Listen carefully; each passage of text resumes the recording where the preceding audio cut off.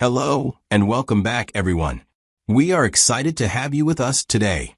Get ready for a brand new story that we've been waiting to be tell. Let's dive right in.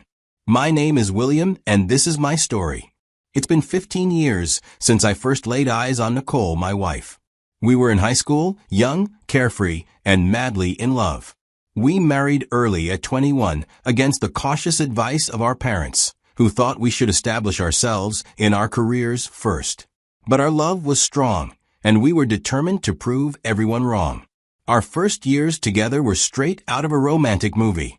We traveled the world, lived in a cozy apartment, and supported each other through the challenges of our 20s. I built my company from the ground up, working tirelessly, while Nicole, a talented artist, created beautiful paintings that brought color to our lives.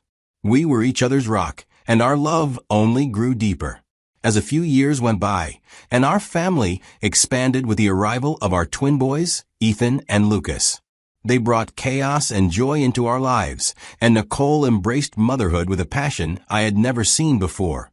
Even when she was tired, you would see the love in her sunken eyes. I worked harder than ever, ensuring my business thrived, so I could provide for my growing family. Life was a whirlwind of diapers, late-night feedings, and board meetings. As the boys grew older, we enrolled them in a prestigious boarding school, hoping to give them the best education. With the boys away at school, the house suddenly felt quiet and empty. Nicole, who was always a social butterfly, struggled with the newfound solitude. But I was relieved to have some peace as my business was going through a rough patch. I needed to focus on keeping my company afloat. It was a regular evening, with just the two of us sitting at the dining table. Nicole looked up from her plate and said, "I spoke to James today." The way she said it made my chest tighten. James, her college friend. The guy who always seemed a little too familiar, a little too comfortable with her. I never made a big deal out of it, but I didn't like the way he looked at her. "Oh, how is he?" I asked, keeping my tone neutral. "He's doing well," she said, but she wasn't really focused on the words. She was pushing her food around with her fork, like she was working up to something. I waited. Then she glanced at me, hesitant but determined. "You know, he's always been there for me. He understands me in a way that you," her voice trailed off, and she gave me this small, apologetic smile. I put my fork down. My appetite disappeared. "What do you mean, Nicole?" She reached across the table, placing her hand over mine. Her eyes were full of something I couldn't quite name. "Lately, I've been feeling restless," she admitted. "Our life has become so predictable. I love you, but sometimes I wonder, is this all there is?" A familiar guilt crept in. I knew I'd been caught up in work, barely paying attention to anything else. Maybe she had a point. "I'm sorry," I said. "I know I've been distant, but we can fix this. Let's plan something. Take a trip, just the two of us. We can do something spontaneous, shake things up." She shook her head, her expression unreadable. "It's not just about that. James and I were talking about open relationships," she said carefully. "About how they can bring excitement, keep the passion alive in a marriage." I stared at her, feeling like the ground had just shifted under me. "Open relationship? You mean seeing other people?" She nodded, watching me closely. I felt like I was in a conversation I had no business being in. Like I'd walked into someone else's life by mistake. "Nicole," I said slowly, trying to keep my voice steady, "are you unhappy with me?" She exhaled. "No, Williams, I love you. But love evolves. We can set boundaries. It's not about replacing each other. It's about experiencing more together. It could even make us stronger." I didn't say anything at first. I was too busy processing what she had just suggested, what it really meant. I couldn't wrap my head around it. I looked at her, searching her face. I couldn't shake the feeling that this wasn't some random idea. That maybe this wasn't about exploring or growth at all. Maybe she'd already stepped over the line and was just looking for a way to justify it. I took a deep breath. "Nicole, I love you. But I don't believe this is what makes a healthy marriage." She opened her mouth to argue, to plead, to convince me that this wasn't a betrayal, but something good, something freeing. But I'd already made up my mind. "No," I said firmly. She stared at me for a long moment, her face unreadable. Then, without another word, She pushed back her chair and stood up. I watched her walk away, and as I sat there, alone at the dinner table, I couldn't shake the feeling that this conversation wasn't over. Not by a long shot. In the weeks that followed, I couldn't get that conversation out of my head. I loved Nicole. There was never a doubt about that.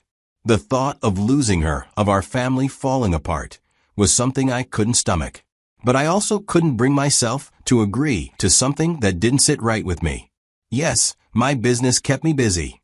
I worked long hours, sometimes late into the night, trying to build something solid for us. But since when did that justify her looking for something? Or someone else outside our marriage? Was I supposed to just accept it? Pretend it didn't bother me? No, that wasn't love, and that wasn't a marriage I could live with. One calm evening, Nicole and I sat on the patio. It should have been a peaceful moment. One of those rare times when a couple just exists together without the weight of the world pressing down. She turned to me, her voice calm but heavy with expectation. "So, have you thought about it?" she asked. There was no need for her to elaborate. I knew exactly what she meant. I didn't hesitate. "No," I said, my voice firm. "There's nothing to think about, Nicole. My answer hasn't changed." I looked at her directly, making sure she understood. "Agreeing to this? That's like putting a bullet in this marriage myself. I don't care if other couples do it. That's not us. That's not me." Her face twisted instantly, like she had been waiting for me to say the wrong thing. "You're so selfish," she snapped. "You think you can control me? You won't stop me from doing what makes me happy." She leaned in, her words laced with venom. "And if you even try, I swear I'll take you to court. I'll take everything." I just sat there, frozen. This wasn't just a fight between a husband and wife. This was something else entirely. In the weeks that followed, Nicole started going out more, always with her so-called friends, dressing up a little more than usual. The late nights became more frequent, and I started noticing the way she avoided eye contact when she got home. Meanwhile, I found myself alone in our house, sitting in the dim glow of my study, a glass of whiskey in my hand, pretending to be buried in work. Every now and then, she'd waltz in after a night out. She'd drop her purse on the counter, slip off her heels, and smile at me like nothing had changed. "You should go out too, darling," she'd say one night, her voice light. "There's no reason for you to be cooped up here all the time. Live a little, enjoy yourself." I knew what she was doing. She was trying to ease her guilt, trying to justify whatever it was she was up to by making sure I had the same opportunity.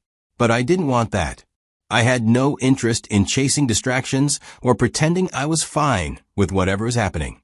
So I waited for her to come to her senses, to realize that whatever thrill she was chasing out there was nothing compared to what we had built. But deep down, I wondered how much longer I could keep waiting for her. One afternoon, I was buried in financial reports, barely aware of the world outside my study, when Nicole burst in, practically glowing with excitement. Guess what?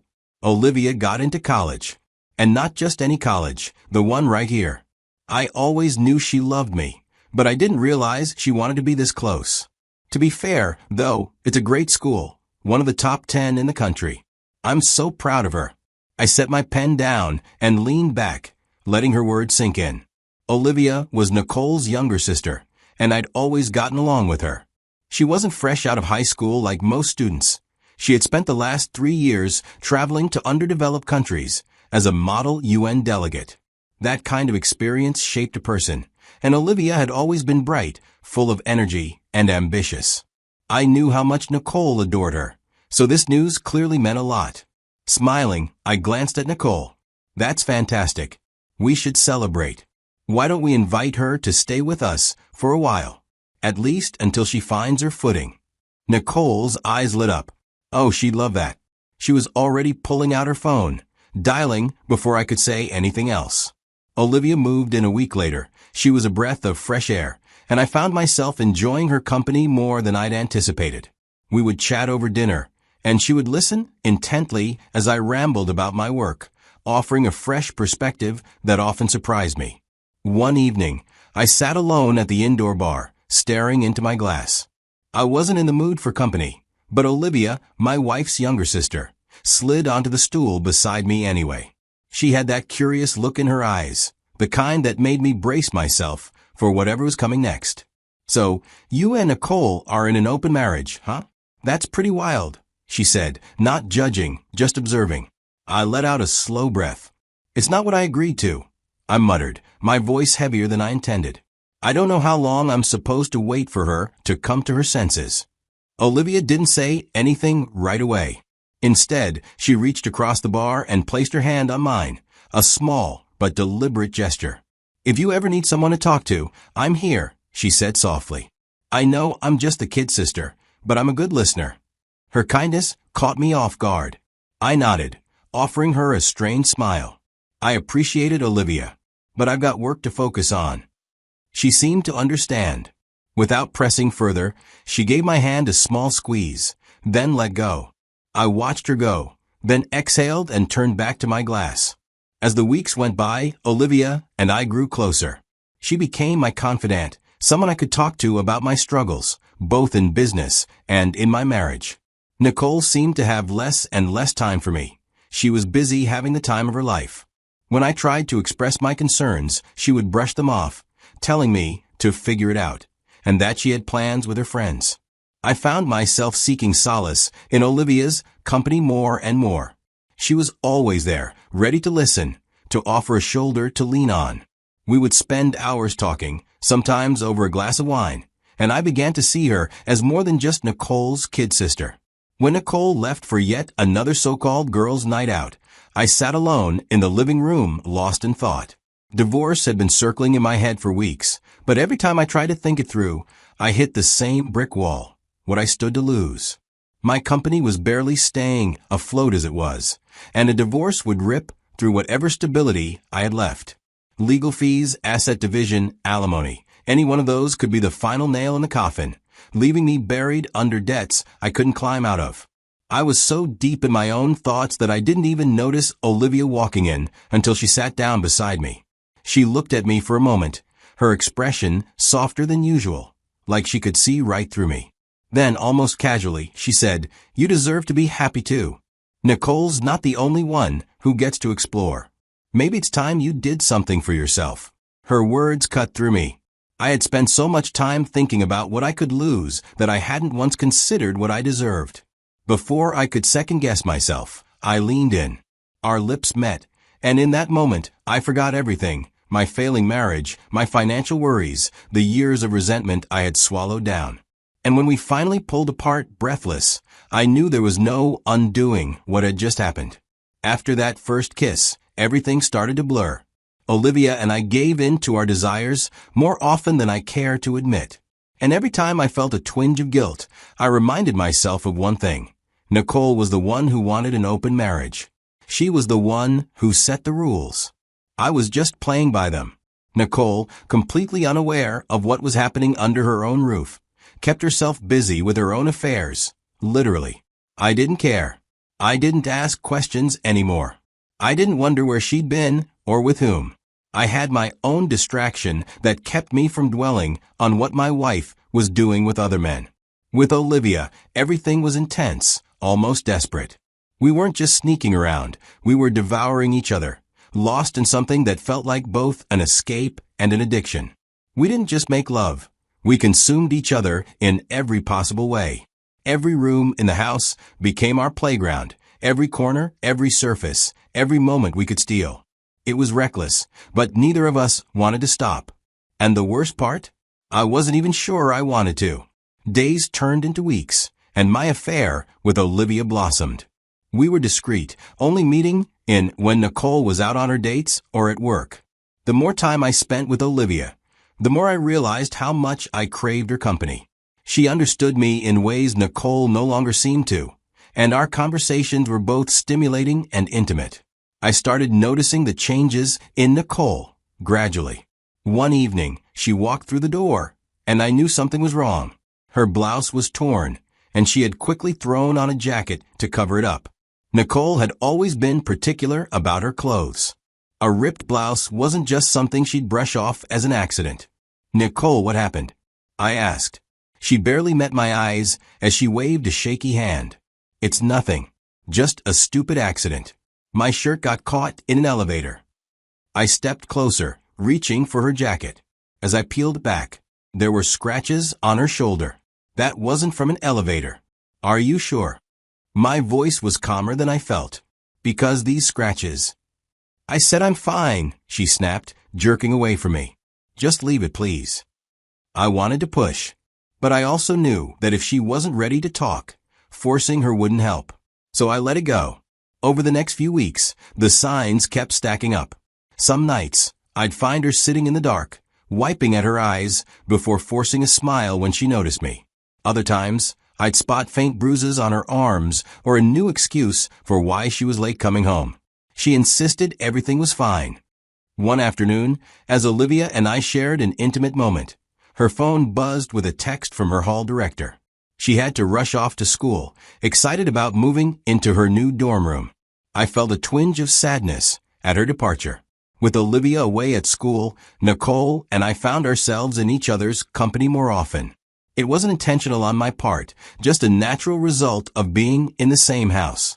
I noticed she was going out less, staying home more.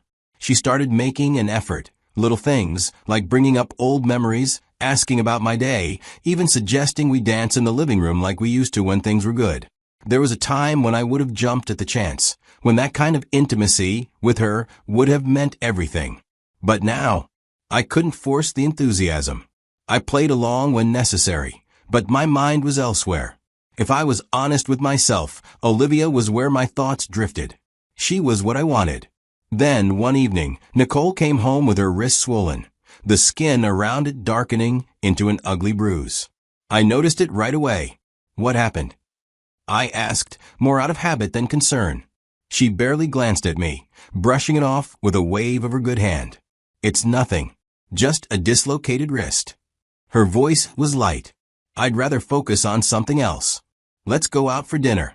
It's been a while since we did something nice together. I didn't hesitate. I already have a dinner booked. Her expression didn't change, but I knew she understood before I even said the next part. Not with you. She didn't argue. She just stood there, quiet, absorbing it. And then, without a word, she turned and walked away. I left not long after, meeting up with Olivia like I had planned. It was effortless, exciting. Everything with her felt right in a way that things with Nicole just didn't anymore. And that night, it was exactly what I needed. The next morning, I was sitting at the kitchen table with a cup of coffee when Nicole walked in. She didn't say anything at first, just stood there, watching me. Then, in a soft voice, she said, "I know you've been seeing someone and I understand." She hesitated for a moment, then added, "I just want to know if you love her. Can you let her go for us? For our marriage?" I looked up at her, startled. I hadn't expected this. I loved Nicole, but I wasn't about to end what I had with Olivia just because she wanted me to. The truth was, Nicole had pushed me to this. She had been the one to introduce the idea of an open marriage, the one who first broke what we had. And when I needed someone, Olivia was there. So, I told her no. I wasn't going to let my lover go. Nicole didn't say anything after that. She walked away, her face unreadable. That night, I lay in bed, staring at the ceiling. My mind was a mess. What I had with Olivia wasn't just some fling. It's beginning to mean something. The thought of losing her felt like a weight pressing down on my chest. But I also didn't want to lose my marriage. The contradiction was suffocating. Eventually, exhaustion took over, and I drifted off. When I woke up, my nightstand drawer was open, and my phones, both my work phone and the family phone, were missing. As I sat up and scanned the room, panic set in. I got out of bed and walked into the living room, and there she was. Nicole was pacing, her face red and swollen from crying, my phone lying on the couch. She had been up all night. Her voice was raw when she spoke. "How could you? I can't believe this." She shook her head, her hands trembling. "When you went to bed, I took your work phone first. I searched, expecting to find something, and when I didn't, I felt ashamed." She let out a shaky breath. But then I checked the family phone. Her eyes flickered with pain. And that's when I found everything. My stomach dropped. The texts and the pictures were all there, every explicit message, every photo Olivia had sent me. I had never deleted them, and Nicole had seen everything. Her voice broke as she asked, "Is it true?" "Why, Olivia? How long? I need to hear it from you." I exhaled. She had no right to go through my phone. That was our agreement. No invading personal space. She had set these rules herself when she wanted an open marriage. And now she was acting like a victim? I crossed my arms. "Get over it," I said coldly. "You wanted an open marriage. You created this space. I never even thought about another woman until you started messing around. Olivia was there for me. She stayed when you didn't." Nicole let out a broken sob. "Why, William? Why did you do this to me?" Before I could respond, my work phone rang. I glanced at it, then back at Nicole. There was nothing left to say.